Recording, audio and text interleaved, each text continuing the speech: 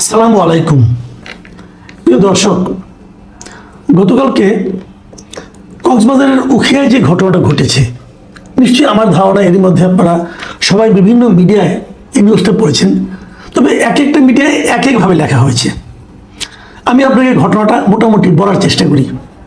সেটা হলো কক্সবাজারের উখিয়া উপজেলায়, সেখানে স্থানীয় টাইপালং মাদ্রাসার দেয়ালে একটা আপনার কিছু ছবি আঁকা ছিল, গ্রাফিতি ছিল, এরকম কিছু ছিল, অনেক আগে থেকে ছিল।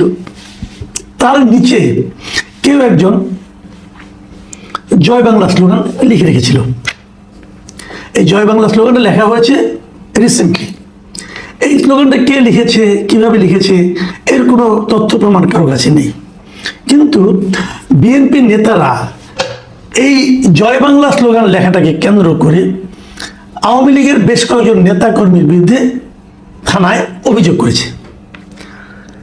এই অভিযোগের উপর ভিত্তি করে গতকাল শনিবার সন্ধ্যায় ছাত্রদলের একজন কর্মী মোহাম্মদ জিসান, তিনি ওই দেয়াল লিখনটিকে, ওই জয় বাংলাটাকে কেটে দিয়ে ওখানে অন্য কিছু লিখেছেন এবং এটাই নিয়ে একটা ফেসবুকে পোস্ট দিয়েছেন। সেই পোস্টের নিচে নিষিদ্ধ ছাত্রলীগের একজন কর্মী মোহাম্মদ ইউনুস একটা হা হা রিয়েক্ট দিয়েছে। মানে আপনারা জানেন, ফেসবুকে সাধারণত অনেকে নানা ধরনের রিয়েক্ট হয়, লাভ রিয়েক্ট হয়, লাইক হয়, অনেক ধরনের ওয়াও, অনেক ধরনের রিয়েক্ট দেওয়া যায়। হা হা মানে হাসির একটা রিয়েক্ট দিয়েছে। সাধারণত এই হাসির রিয়েক্টটাকে একটু নেগেটিভভাবেই দেখা হয়।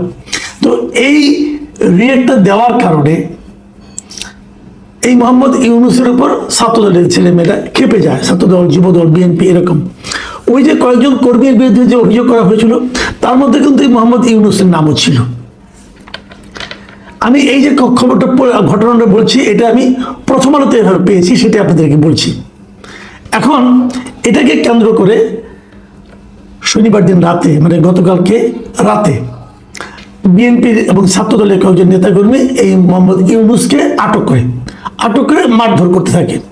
এবং এই সময় তাকে রক্ষা করতে তার স্থানীয় কিছু বন্ধু বান্ধব এবং একজন এনজিও কর্মী SM ইমরান তাকে রক্ষা করতে যান, মানে মারপিট থেকে তাকে বাঁচাতে যান। এই বাঁচাতে গেলে ইমরানকেও বেধড়ক পেটানো হয় এবং ইমরানকে মারা হচ্ছে এই খবর শুনে তার মা সৈয়দা বেগম ছুটে আসেন ছেলেকে রক্ষা করতে, এবং ছেলেকে রক্ষা করতে গেলে তাকেও পিটানো হয়। এবং এই পিটুনিতে সেই সৈয়দা বেগম ঘটনাস্থলে অজ্ঞান হয়ে যান। পরে তাকে উদ্ধার করে থানা হাসপাতালে নিয়ে যাওয়া হয় এবং সেখানে চিকিৎসক তাকে মৃত ঘোষণা করেন। এই হলো প্রথম আলোর বর্ণনা। আমি যদি এই বর্ণনাটা, আমি আরো কয়েকটা পত্রিকা পড়েছি, আমি দ্য বিজনেস স্ট্যান্ডার্ডের বর্ণনাটা একটু আপনাদেরকে পড়ে শোনাতে চাই। সেখানে বলা হয়েছে, এই যে SM ইমরান, তার আরেকটা নাম আছে, তার নাম হলো আব্দুর রহমান। এই আব্দুর রহমান সৈয়দা খাতুনের ছেলে। তো ওই যে জয় বাংলা লেখা কেন্দ্র করে যে মামলাটা হয়েছিল, সেই মামলায় এই আব্দুর রহমানকে 13 নম্বর আসামি করা হয়েছিল। এবং সেখানে বলা হচ্ছে, শনিবার রাতে তিনি যখন তার বাড়ি থেকে টাইপালং স্টেশনে যাচ্ছিলেন, তখন তার বন্ধু মোহাম্মদ ইউনুসের সঙ্গে উনি কথা বলছিলেন। ওই ইউনুস ছাত্রলীগ কর্মী। এই কথা বলার সময় হঠাৎ করে 7-8 জন ছাত্রদল ও বিএনপি নেতাকর্মী তাদেরকে দেখতে পায় এবং অতর্কিত তাদের মারধর শুরু করে। এবং তাকে বাঁচাতে তার মা, স্ত্রী ও ছোট বোন এগিয়ে এলে তাদেরকেও মারধর করে হামলাকারীরা। হামলার সময় সৈয়দা খাতুনকে লাঠি দিয়ে আঘাত করা হলে তিনি মাটিতে লুটিয়ে পড়েন। পরে তাকে হাসপাতালে নিয়ে গেলে হাসপাতাল থেকে মৃত ঘোষণা করেন। আপনি যে দুইটা বর্ণনা পড়লেন, আমি আরো অনেকগুলি মিডিয়া পড়েছি, আরগুলি বললাম না। মোটামুটি এই দুই ধরনেরই বক্তব্য আছে। একটু পার্থক্য কিন্তু আছে এখানে। প্রথম আলো রিপোর্টে বলা হচ্ছে, তারা আগে মোহাম্মদ ইউনুসকে মারধর করছিল এবং সেই মারধরে তাকে ফিরাতে ওই SM ইমরান গিয়েছিল। আর এখানে বলা হচ্ছে যে না, SM ইমরানকে তারা মারধর শুরু করে। এই একটা পার্থক্য। দ্বিতীয় পার্থক্যটা হলো যে বিজনেস স্ট্যান্ডার্ডে বলা হচ্ছে যে যখন তাদের মারধর করা শুরু করে, তখন সেখানে তার মা, স্ত্রী এবং ছোট বোন এগিয়ে যায়, তারাও মারধরের শিকার হয়। এই হলো দুই ধরনের বক্তব্য। এখন তারপরে এটা নিয়ে আলোচনা হয়েছে, কেন মারা হয়েছে বিএনপি লিডার বলেছে না কাউকে মারাই হয়নি, ওই মানে ওখানে এই মহিলা যে মারা গেছেন তিনি ওখানে মার খাননি, তাকে মারা হয়নি। এবং তারা বলার চেষ্টা করেছেন যে ওই নারী মারা গেছেন অসুস্থ হয়ে। থানাও বলছে ওই নারী অসুস্থ হয়ে মারা গেছে। বিএনপির নেতাকর্মী বলছে যে আমাদের উপর চক্রান্ত করা হয়েছে, ওই নারীর উপর যে হামলা করা হয়েছে এমন প্রমাণ কেউ দেখাতে পারবে না। এগুলি অনেক কাহিনী।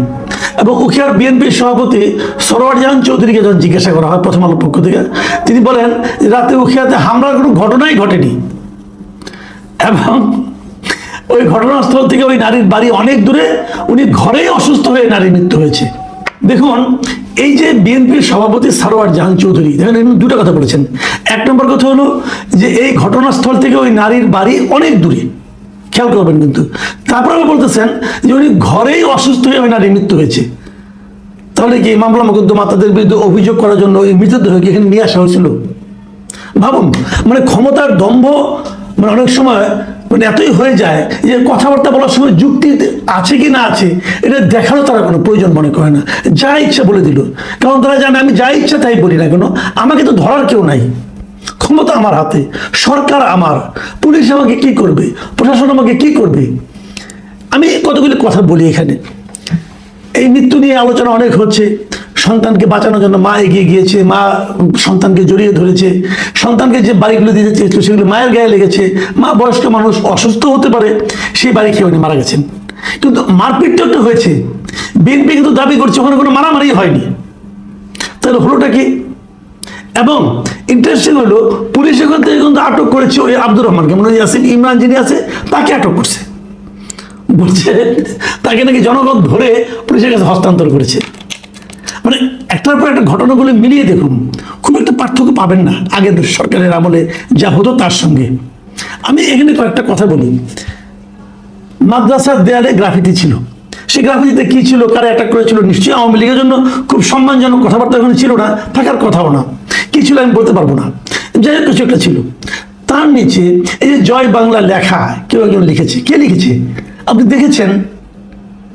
এখন আমি যদি তর্কের খাতিরে বলি যে আওয়ামী লীগের এই লোকগুলোর উপর মামলা দেওয়ার জন্য, এদেরকে হয়রানি করার জন্য বিএনপিরই কেউ লিখেছে জয় বাংলা, যদি বলি একটা অজুহাত তৈরি করার জন্য, আপনি কি জবাব দিবেন?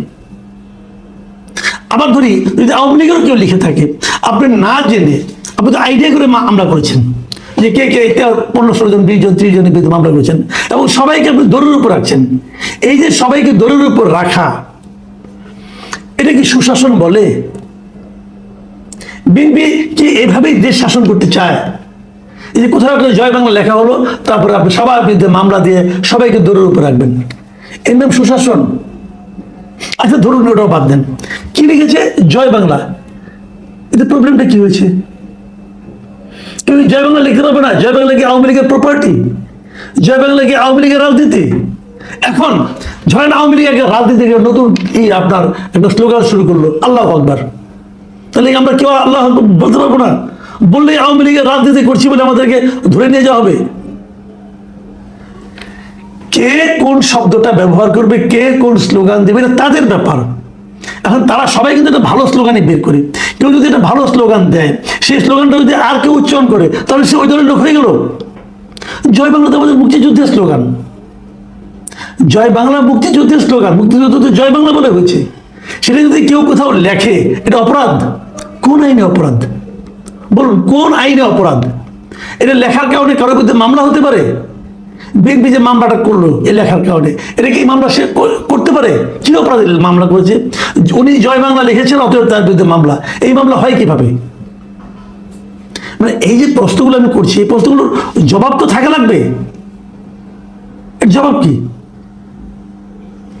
তাকে ধরে নিয়ে গেছে পুলিশ, নাচতে নাচতে বলতেছে আমরা একজন অপরাধীকে ধরেছি, আপনার কাছে প্রমাণ আছে ও যে এটা লিখেছে? এই যে লেখাগুলো, এই যে একটা দলের প্রতি আরেকটা দলের যে একটা ধরনের মানে আপনার পীড়ন করা, নিপীড়ন করা, তাদেরকে থাকতে না দেওয়া, এলাকায় থাকতে না দেওয়া। আমি তো শুনলাম এখানে ওই আব্দুর রহমানই বলতেছে 5 আগস্টের পর থেকে এই বিএনপির এই লোকগুলো, সে একদম নাম ধরে ধরে বলছে যে ঘটনায় কে কে ছিল। বলতেছে যে বিএনপি নেতা মিজান শিকদার, আব্দুল করিম, আকাশ, সাইফুল শিকদার, সৈয়দ বাবুল, মাহবুবুর রহমান, সালাম শিকদার, ছাত্র দলের জিসান, তারপরে একজন অ্যাম্বুলেন্স চালক শামসুল আলম সহ বেশ কয়েকজন সেখানে অংশ নিয়েছেন। এটা যিনি মার খেয়েছেন, মার খেয়ে আবার পুলিশের কাছে ধৃত হয়েছেন, তিনি এই নামগুলি বলেছেন পত্রিকাকে, মিডিয়াকে। এতে কোনো বিচার হবে? হবে না। কেন বিচার হবে না? তারা তো পুণ্যের কাজ করেছে, মেরেছে।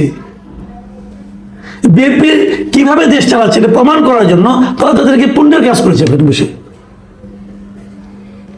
আমি একটা কথা বলবো যে আপনারা দেশের এখন রাষ্ট্র ক্ষমতা এসেছেন, আমি বিএনপির নেতৃবৃন্দকে বলছি, আপনারা কি দেশটাকে বিভক্ত করে শাসন করতে চান? ইংরেজদের মতো যেরকম ইংরেজরা করেছিল ডিভাইড অ্যান্ড রুল, আপনাকে তাই করতে চান? ওটা ইংরেজদের পলিসি ছিল, কারণ তারা বাইরে থেকে এসেছিল, তারা এই দেশকে ডিভাইড করলে তাদের লাভ ছিল।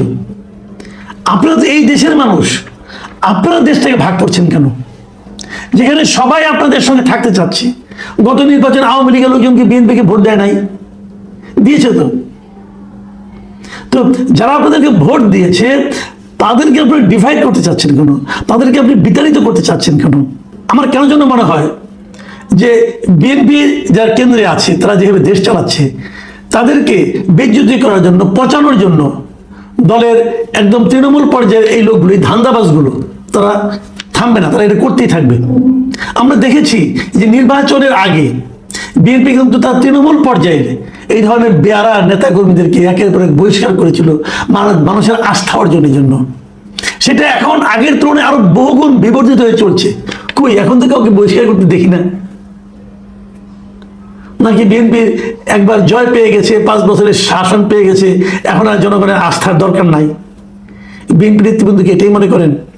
আমি জানি না প্রকৃত ঘটনাকে কিভাবে শেষ পর্যন্ত প্রবাহিত করা হবে, কার বক্তব্য সঠিক হিসেবে ধরা হবে, কিভাবে এটা আদালতে উঠবে, কিভাবে উঠবে কিনা, এখন মামলা হয় নাই শুনেছি তো। কিন্তু আমি মনে করি সাধারণ মানুষের মধ্যে কিন্তু এই ঘটনা একটা বিশাল প্রতিক্রিয়া তৈরি করেছে। একটা মায়ের মৃত্যু সন্তানকে রক্ষা করতে যে এই ঘটনাটাকে যে যাই বলুক, ওই যে স্থানীয় বিএনপি নেতা বলছে না যে অনেক দূরে বাড়ি, বাড়িতেই মরছে, তারপরে কি, তারপরে বলে না, লাশটা এখানে নিয়ে আসছে কাঁধে করে, তাদেরকে বিব্রত করার জন্য। এই সমস্ত নেতাদের থেকে বিএনপিকে সতর্ক থাকতে হবে, এরাই আপনাদেরকে ডোবাবে।